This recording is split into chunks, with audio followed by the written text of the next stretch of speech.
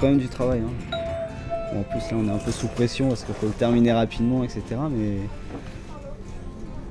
c'est pas tout à fait des vacances. Ouais. Un cadre de rêve au club Thalassa, mais qu'on ne s'y trompe pas vraiment des vacances pour la cinquantaine de doctorants qui participaient au 12e doctoral fin mars à Metz, car le programme était plutôt chargé. Il y a plusieurs phases. La première consiste à savoir se présenter à la fois par un poster, par un curriculum vitae, une lettre de motivation. Et la deuxième est sans doute la plus importante, c'est de bâtir un projet innovant pour pouvoir, si on le souhaite, créer sa propre entreprise.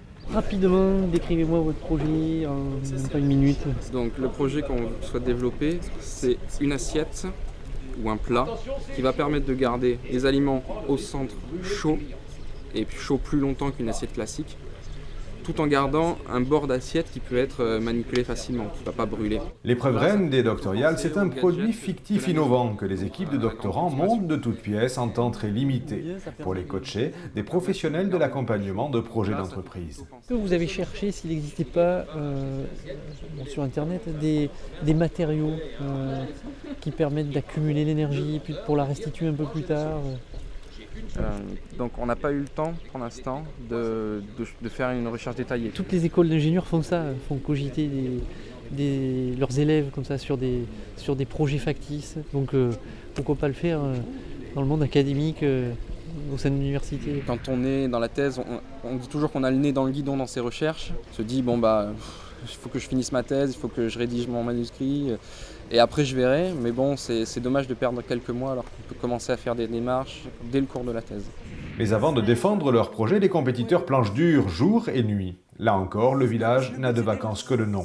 Donc on achète un moule, donc il faut en fait le capital pour acheter le moule et pour payer les salariés. Et les salariés. Et les charges, les impôts, les machins, tout ça. On est obligé de travailler tous ensemble, on a des compétences totalement différentes. Il y a des biologistes, il y a des chimistes, il y a un spécialiste du tourisme au Yémen. Voilà, et je pense que ça reflète quand même assez la réalité. Souvent, on est dans un groupe de travail, on se connaît pas, il faut mettre les compétences ensemble. Et bon, je pense pas qu'on fasse ça dans une cuisine d'habitude, effectivement, c'est vrai. Autre temps fort de ces doctorales, la conception par chaque étudiant d'un poster sur lequel il se présente. Mylène est fière de l'annoncer, c'est la lauréate de l'épreuve.